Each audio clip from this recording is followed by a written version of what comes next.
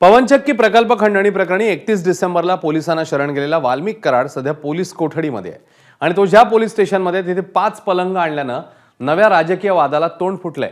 विरोधकांनी तर या पलंगाचा थेट वाल्मिक कराडशी संबंध जोडलेला आहे। वडेट्टीवारांनी कराडचे लाड पुरवले जात आहेत असा आरोप केला, तर पोलिसांनी मात्र हे पलंग सुरक्षेवर असलेल्या गार्डसाठी असल्याचं सांगितलं। तर मुख्यमंत्री फडणवीसांनी केवळ प्रसिद्धीच्या हव्यासापायी विरोधक आरोप करतायत अशी टीका केली आहे। काल आपण पाहिलंय पोलीस स्टेशनमध्ये बेड आणि घेऊन गेलेत।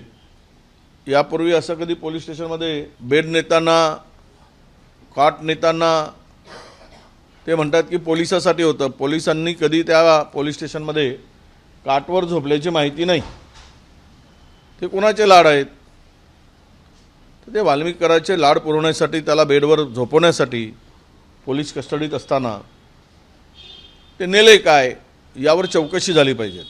जे आरोपी आहेत त्या आरोपींसाठी जे गार्ड असतात त्या गार्ड हे 24 तासासाठी असतात आणि त्या गार्डला रेस्ट मिळावी यासाठी आपण काल काही गार्डने आमच्याकडे मागणी केली होती की आम्हाला रेस्ट करण्यासाठी रेस्ट रूम तर आहे परंतु पलंग नाही आहेत, तर त्याची सोय करावी।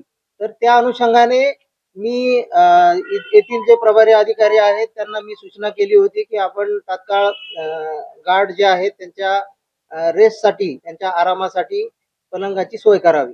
तर हे मुख्यालयातून शासकीय जे पलंग आहेत ते मुख्यालयातून आमच्या गार्डसाठी आम्ही इथे आणलेले आहेत।